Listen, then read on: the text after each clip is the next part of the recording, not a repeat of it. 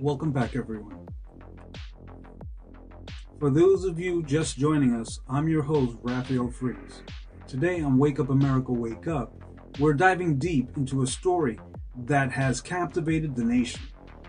In this episode, we'll revisit the Daniel Penny incident, which I covered in the episode, An Incident on the F Train.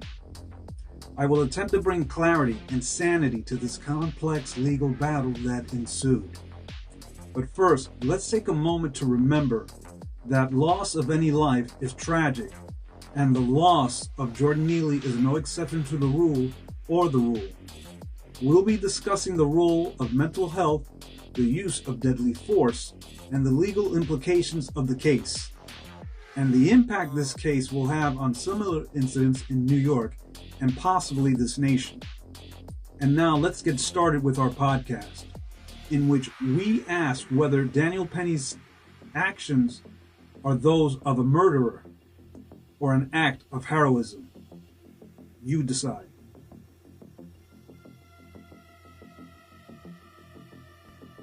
On May 1st, 2023, Penny had left class and boarded an uptown F train in Manhattan to head to the gym.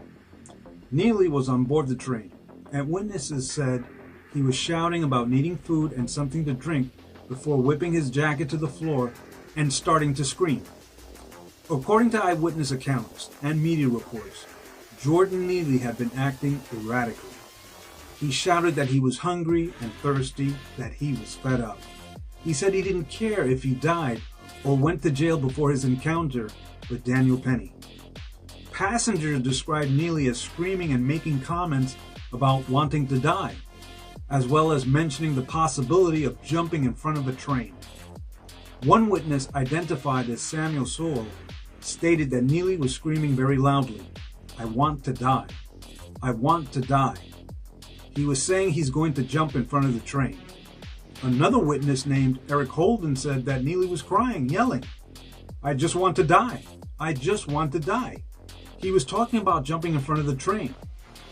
It is essential to note that the accuracy of these accounts may vary, as they are based on the recollections of witnesses who were in a stressful and chaotic situation. However, these statements provide insight into the concerning behavior that prompted Daniel Penny and other passengers to intervene and to attempt to defuse the situation. Penny instinctively stepped in and approached Neely from behind. With the help of other passengers, Penny pinned Neely to the ground and placed him in a chokehold or a headlock until Neely's body went limp and he lost consciousness. Then the train stopped at Broadway Lafayette Street station in Manhattan, allowing passengers to get off, but Penny did not let go. Prosecutors and the defense both agree that Penny had the right to step in, but prosecutors argue that Penny used too much force on an unarmed man. Neely was later pronounced dead at the Manhattan hospital after the NYPD administered CPR. The medical examiner's office ruled Neely's death a homicide, stating that he died from mechanical asphyxia caused by the chokehold. Penny and the other men were initially charged with manslaughter. However, the defense also claims that the chokehold was not what likely killed Neely, instead arguing that schizophrenia, synthetic marijuana use, and the sickle cell trait led to his death. Daniel Penny is a U.S. Marine Corps veteran from West Islip, Long Island. He served in the Marines for 4 years and was discharged in 2021. At the time of Neely's death, Penny was studying architecture. Once a proud Marine, Daniel Penny had returned home from active duty, ready to embrace the calm and safety of civilian life. Little did he know that a fateful encounter on a New York City subway train would thrust him into a legal battle that would test his resolve and challenge the very principles he had sworn to uphold. On May 1st, 2023, Daniel Penny boarded the F train and he witnessed firsthand the passengers growing increasingly alarmed as Neely's behavior escalated and passengers fearing for their safety. Daniel, unable to remain idle as chaos unfolded around him, stepped forward to intervene. With a heavy heart and a sense of duty, he employed a chokehold to restrain Neely, hoping to defuse the situation and prevent further harm. As the minutes ticked by, Neely's movement slowed, and an eerie silence fell over the train. It was only after the commotion had subsided that Daniel realized the gravity of what he had done. The aftermath of that fateful day was nothing short of a nightmare for Daniel. He was charged with manslaughter, facing the prospect of a lengthy prison sentence. The media frenzy that ensued painted him as a heartless brute, while Neely's family and advocates cried out for justice. Jordan Neely had a criminal history before his tragic encounter with Daniel Penny on the subway train. According to the media reports and court records, Neely had been arrested 42 times, folks. 42 times on various charges, including 1. Criminal possession of a controlled substance. Neely was arrested in 2016 for possessing heroin and cocaine. He pleaded guilty and was sentenced to 5 years of probation. 2. Grand larceny. In 2018, Neely was arrested for allegedly stealing items from a store. He pleaded guilty to a reduced charge of petty larceny and was sentenced to community service and probation. 3. Trespass and criminal trespass.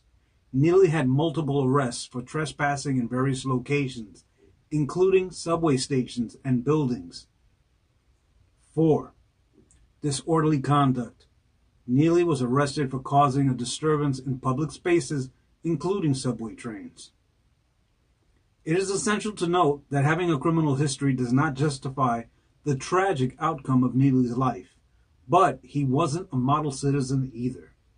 He struggled with mental health, homelessness, and substance abuse, likely playing significant roles in his behavior and interactions with the public and law enforcement. But one has to ask, where was his family in all this trauma that he was enduring, alone in the streets? Where was his family? Before the incident with Penny, Neely had been involved in several other altercations with police and had been arrested multiple times. The circumstances surrounding Neely's death and the subsequent legal battle involving Daniel Penny have brought attention to the challenges faced by individuals with mental health issues and the need for better support systems and resources in society. Neely had a history of mental health issues and was known for his frequent outbursts in public spaces, including subway trains. Neely had been struggling with homelessness and substance abuse and mental health problems for many years before his tragic encounter with Daniel Penny on the subway train in May 2023. Neely's family and advocates described him as a kind-hearted individual who had been through a lot of trauma and struggled to access the mental support he needed.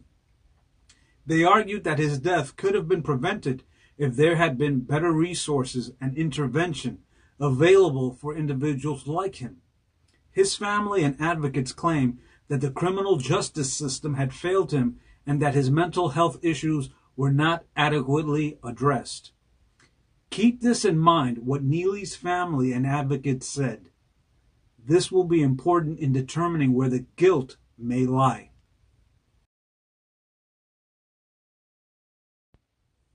Prosecutor Daphne Yoren, in the case against Daniel Penny, argued that his actions during the subway incident were reckless and unnecessary, resulting in the death of Jordan Neely.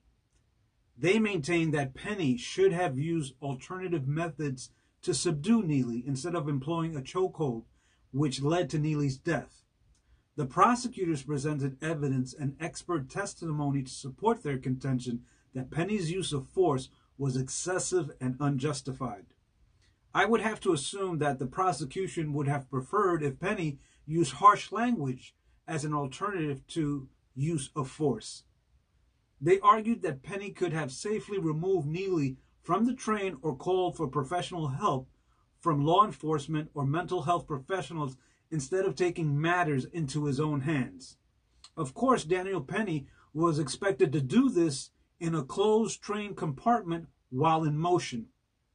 The prosecution also highlighted Neely's criminal history and mental health issues as evidence that he posed a low threat to other passengers on the train.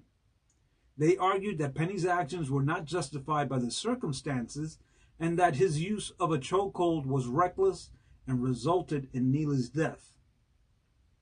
Throughout the trial, the prosecution sought to portray Penny as a heartless individual who unnecessarily endangered Neely's life and failed to act in a manner consistent with a reasonable person in this situation.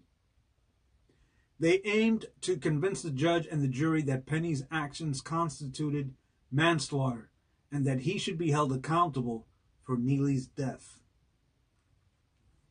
Unfortunately, any reasonable person would not be in such a situation. Everyday Americans do not find themselves in a situation where their life is in danger and in an enclosed compartment like a train.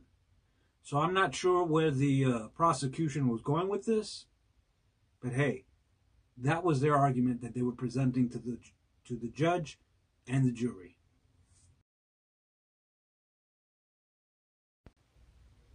Defense lawyer Stephen Razor, in the case against Daniel Penny, argued that his actions during the subway incident were justified as self-defense and that he acted reasonably given the circumstances. They maintained that Penny had a duty to protect the lives of himself and the other passengers on the crowded subway train, and that his use of a chokehold was necessary to subdue the potentially violent and disturbed Jordan Neely. The defense presented evidence and testimony from experts in the use of force and law enforcement to support their contention that Penny's actions were reasonable and proportional to the threat posed by Neely. They argued that Neely's disturbing behavior, statements about wanting to die, and the possibility of him harming himself or others on the train justified Penny's intervention. The defense also highlighted Neely's criminal history, including his arrest for possessing weapons and making threats, as evidence that he posed a significant threat to the safety of the passengers on the train. They argued that Penny's actions were necessary to prevent further harm and that he had no other viable options to defuse the situation. Throughout the trial, the defense sought to portray Penny as a brave individual who acted to protect the lives of others in a chaotic and dangerous situation. They aimed to convince the judge and jury that Penny's actions were justified as self-defense and that he should not be held criminally responsible for Neely's death. They also claimed that the chokehold was not what killed Neely, instead arguing that schizophrenia, synthetic marijuana use, and sickle cell trait led to his death. A pathologist hired by the defense contradicted the New York City medical examiner's findings that Neely died not from the chokehold but from the combined effects of K2. K2 is a kind of synthetic marijuana or cannabinoid that is also known as spice. Schizophrenia and his struggle and restraint and blood condition sickle cell trait that can lead to fatal complications during exertion.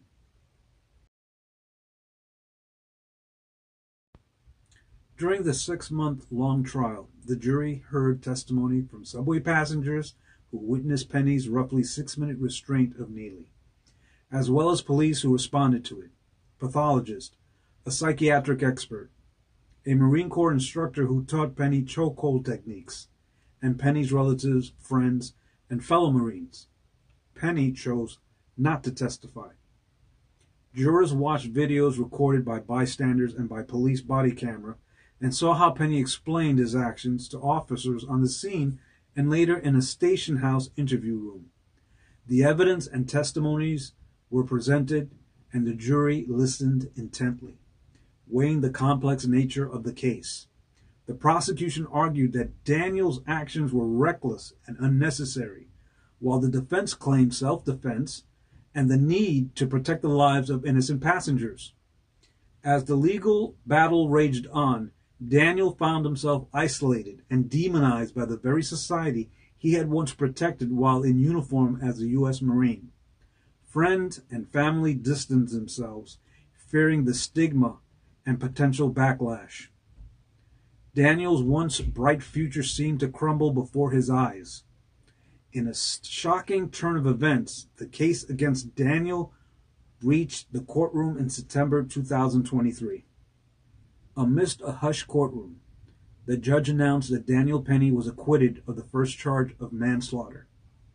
The weight of the world seemed to lift from Daniel's shoulders as he exhaled a sigh of relief. The judge's ruling recognized the difficult position Daniel had found himself in and the justified nature of his actions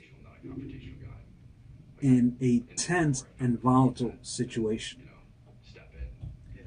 The jury was charged with determining the first charge of manslaughter, which ended in a hung jury, deadlocked. However, the second charge of second-degree manslaughter and criminal negligent homicide was still on the table, which could have found Penny guilty and 15 years in prison. In a moment that felt like an eternity, the jury delivered his verdict. On December 6, 2024, a judge acquitted Penny of all charges, citing self-defense and the fact that Penny was trying to restrain a potentially violent individual in a crowded public space. The judge ruled that Penny's actions were not criminal, and he was set free. This case has sparked debate about the use of force in subduing mentally ill or disturbed individuals and whether chokeholds should be used, even in self-defense situations. Ultimately, the judge determined that Penny's actions were not criminal, and he was acquitted of all charges. However, the case has brought attention to the complex issues surrounding mental health, violence, and the use of force in public spaces. The failure of Jordan Neely could be attributed to a multitude of factors and stakeholders in his life, including mental health system. Neely struggled with mental health issues for years, but it appears that he did not receive the adequate support and treatment he needed. The lack of accessible and effective mental health services in New York City and across the country failed to provide Neely with the care and resources he required to manage his condition. Homelessness services. As a homeless individual, Neely was part of a system that often fails to provide adequate housing, healthcare, and support services. The lack of affordable housing options and the overburdened homelessness services system in New York City likely contributed to Neely's struggles and made it difficult for him to access the help he needed. Law enforcement. Neely had several interactions with police officers before his tragic encounter with Daniel Penny. Some argue that the criminal justice system failed Neely by not adequately addressing his mental health issues and instead resorting to arrest and incarceration. This cycle of arrest and release without proper mental health intervention may have contributed to the escalation of Neely's behavior and eventual death. Society and public perception. Neely's family and advocates argue that society failed him by stigmatizing and marginalizing individuals with mental health issues. The lack of empathy, understanding, and support from the general public may have made it difficult for Neely to access the help he needed and to feel a sense of belonging in his community. Family and support system. While it is unclear the extent of the support Neely received from his family and loved ones, it is possible that his personal relationships and support system were not sufficient to help him navigate his mental challenges and homelessness. Ultimately, the failure of Jordan Neely is a complex issue that cannot be attributed to a single individual or system. It is a result of the intersecting failures of the mental health system, homelessness services, law enforcement, society, and possibly his personal support system. Addressing the failure of individuals like Neely requires a comprehensive and collaborative approach that prioritizes mental health, housing, and support services. This case has brought attention to the need for better support systems and the resources for individuals with mental health issues and the importance of addressing root causes of criminal behavior.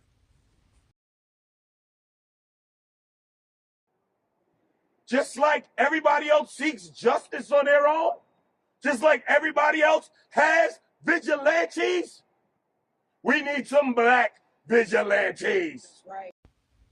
The public outcry by Black Lives Matter, BLM, following the acquittal of Daniel Penny has been significant and vocal.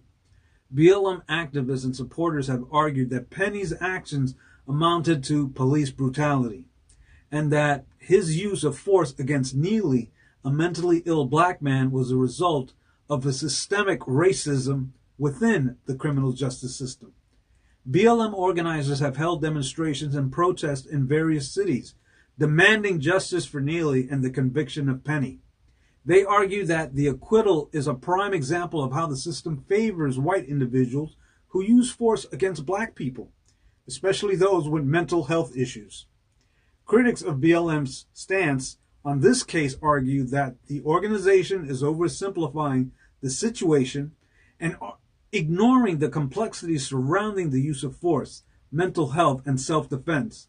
They maintain that Penny's actions were justified as self-defense and that the case should not be reduced to a narrative of police brutality.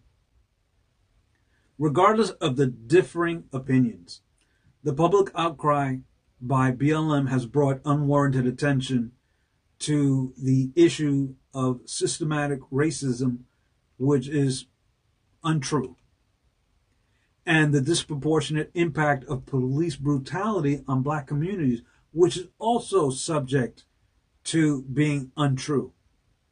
But BLM's opinion is nothing more than the race card being introduced into any situation in which responsibility for one's actions is ignored and blamed on another race to justify violent criminal behavior. They ignore the aggressiveness of Neely in the enclosed train compartment and the fear the passengers were undergoing. It is almost as though BLM advocates would have preferred that the passengers give their belongings and lives to a disturbed and possibly violent individual. But where was BLM when Jordan Neely was on the streets facing homelessness? Where were they when he was suffering mentally? Where? Nowhere to be found. The acquittal of former U.S. Marine Daniel Penny in the subway incident case has had far-reaching consequences and sparked a range of reactions from different quarters. Legal implications. The acquittal means that the court found Penny not guilty of the charges including manslaughter, citing self-defense and the difficult circumstances he faced during the incident. The legal outcome sets a precedent for similar cases in the future where individuals using force to subdue potentially violent individuals in public spaces may be justified depending on the specific circumstances. Public opinion. The case has divided public opinion, with some supporting Penny's actions and praising him for stepping in to prevent further harm, while others criticize his use of force and believe that alternative methods should have been employed. The acquittal has further fueled the debate surrounding the use of force against mentally ill or disturbed individuals and the responsibility of bystanders in such situations. Mental health and criminal justice. The case has brought attention to the intersection of mental health and the criminal justice system. It highlights the challenges faced by individuals with mental health issues and the need for appropriate intervention and support. Some argue that Penny's actions could have been avoided if there had been better resources and support systems in place for Neely. Law enforcement and use of force. The acquittal has implication for law enforcement and their use of force policies. It raises questions about the training and guidelines surrounding the use of chokeholds and other restraint techniques, particularly in situations involving mentally ill and combative individuals. Some argue that chokeholds should be banned altogether, which in New York City it has, while others believe they can be justified in specific circumstances. Media and public perception. The case has been heavily covered by the media with both positive and negative portrayals of Penny. The acquittal may lead to a shift in public perception as the media narrative surrounding the incident may evolve. However, the stigma and public outcry against Penny are likely to persist as the media and public opinion can be slow to change. Personal impact on Daniel Penny. The acquittal is a relief for Penny, who faced potential imprisonment and lifelong consequences.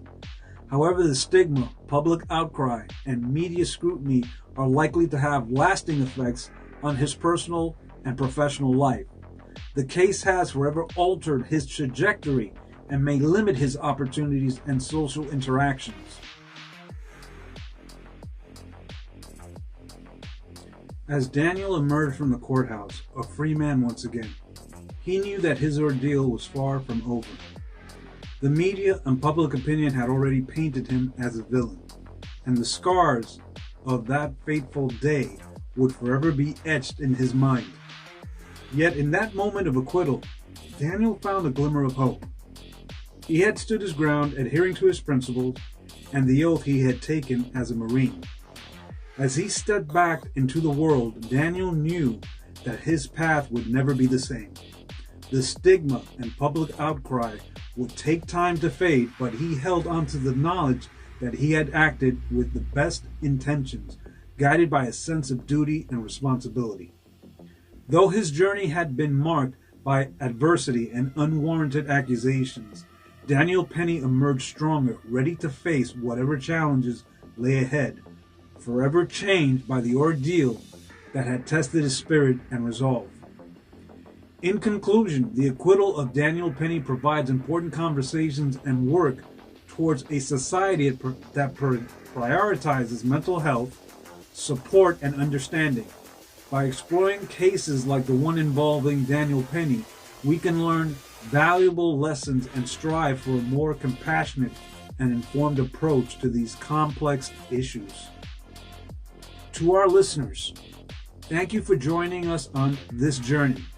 We encourage you to keep the dialogue going, to question the narratives presented to us, and to advocate for change in your communities. Remember, every life matters, and it's our responsibility to work towards a world where individuals struggling with mental health issues receive the support and care they desperately need. If you or someone you know is struggling with mental health issues, please reach out for help. There are resources available. You are not alone. Until next time, this is Raphael Fries, signing off. Goodbye, and take care. Wake up, America. Wake up.